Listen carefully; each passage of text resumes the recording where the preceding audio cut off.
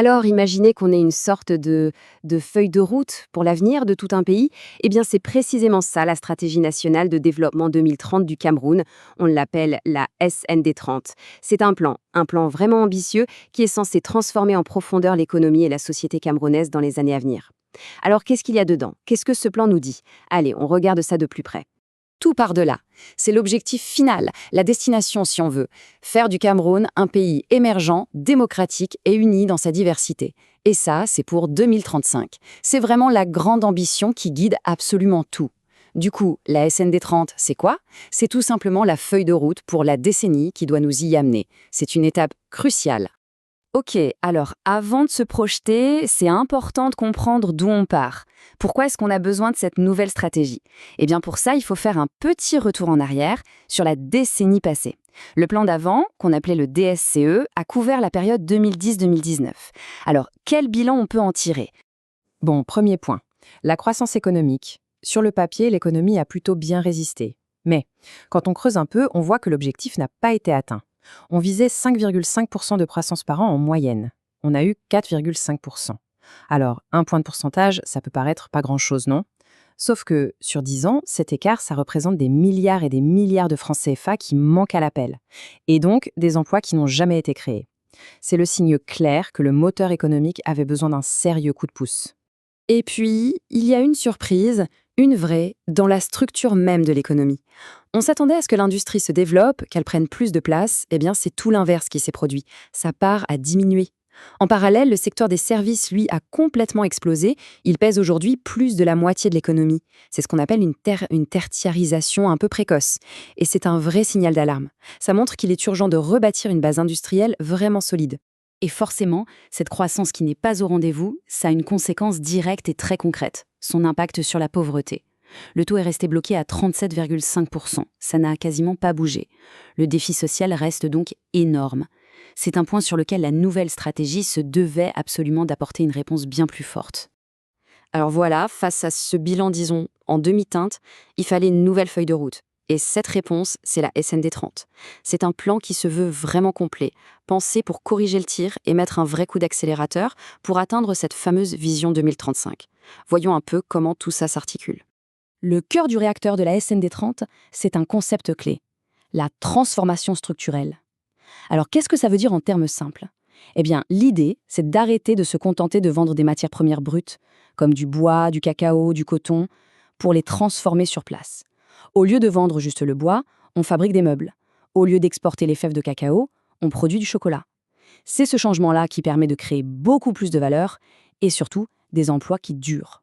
Et pour mettre en œuvre cette transformation, le plan repose sur 4 grands piliers. Pensez à eux comme les 4 murs porteurs de tout le projet. Le premier, la transformation de l'économie elle-même. Le deuxième, le développement des compétences, du capital humain. Le troisième, la création d'emplois. Et le quatrième, l'amélioration de la gouvernance. Chaque pilier est essentiel. On commence par le premier, qui est vraiment le moteur de tout le reste. Voilà, ce premier pilier, c'est l'offensive économique. L'idée, c'est de changer complètement la donne par rapport à ce qu'on a vu tout à l'heure. L'objectif est simple et clair, il faut industrialiser et moderniser l'économie. Et pour faire ça, on s'attaque à plusieurs fronts en même temps. En fait, tout est lié. On veut développer l'agro-industrie pour transformer sur place les produits agricoles. Mais pour ça, il faut de l'énergie et des routes pour transporter les marchandises. Donc on modernise les infrastructures. Et bien sûr, rien de tout ça n'est possible sans un secteur privé fort qui a envie d'investir et de prendre des risques. On mise aussi sur le numérique et sur plus d'échanges avec les pays voisins. Alors, avoir des usines et des routes, c'est une chose.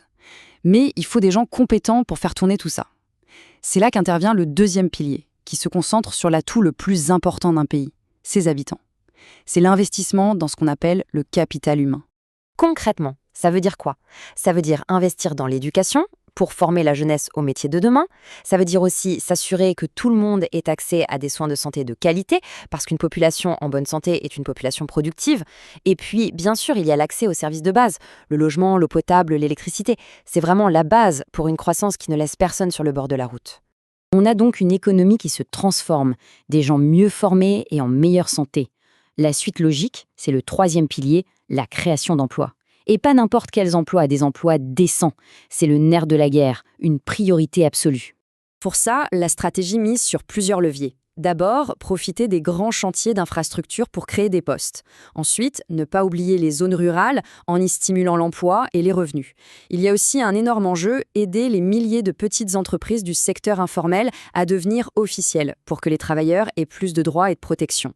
Et le point clé qui relie tout ça, c'est de s'assurer que les formations proposées aux jeunes correspondent vraiment aux besoins des entreprises. Et on arrive au 4e et dernier pilier. On peut le voir comme le ciment qui maintient tout l'édifice debout. Parce que, soyons clairs, sans une bonne gouvernance, sans des institutions qui fonctionnent bien, et sans un état de droit respecté, les 3 autres piliers ne tiennent pas la route. Ils risquent tout simplement de s'effondrer. Alors qu'est-ce que ça implique ? Ça implique de moderniser l'administration, de la rendre plus efficace, et de lutter sérieusement contre la corruption. Ça veut dire aussi rapprocher les décisions des citoyens avec plus de décentralisation, et bien sûr, garantir la sécurité et la justice pour tous. L'objectif final de tout ça, c'est d'améliorer le climat des affaires pour que les entrepreneurs, camerounais comme étrangers, aient confiance et aient envie d'investir. Bon, un plan aussi ambitieux, ça dessine un futur plein de promesses. Mais il y a aussi des obstacles, des risques importants. Et ce qui est intéressant, c'est que le document officiel ne les cache pas. Il présente de façon très transparente les 2 chemins possibles pour l'avenir.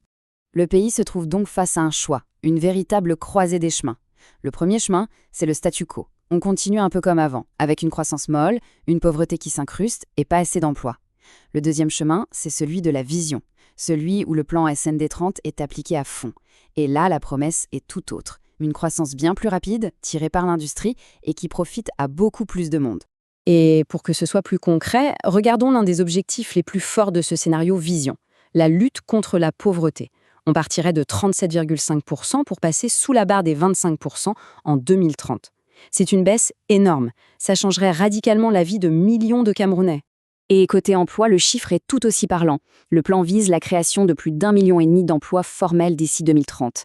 1,5 million. C'est une bouffée d'oxygène, une promesse d'avenir immense, surtout pour toute une jeunesse qui attend des perspectives. Mais attention, le chemin vers cette vision est semé d'embûches. Et le plan, encore une fois, est lucide là-dessus. Il identifie des risques bien réels. Il y a l'instabilité et les crises sécuritaires qui persistent dans certaines régions. Il y a le risque de retard dans les grands projets, on sait comment ça se passe. Il y a aussi l'impact du changement climatique qui se fait de plus en plus sentir. Et enfin, la menace de nouvelles crises sanitaires mondiales. La réussite du plan dépendra vraiment de la capacité à naviguer entre tous ces obstacles. Alors, pour finir, comment est-ce qu'on doit voir ce plan ? Eh bien, plus qu'un simple document technique rempli de chiffres, il se lit vraiment comme un appel à une mobilisation générale. Cette idée est parfaitement résumée par cette phrase du président de la République qu'on trouve dans le document. L'objectif de l'émergence doit être érigé en grande cause nationale qui mobilise l'ensemble de nos concitoyens. En clair, ça veut dire que ce n'est pas seulement l'affaire du gouvernement.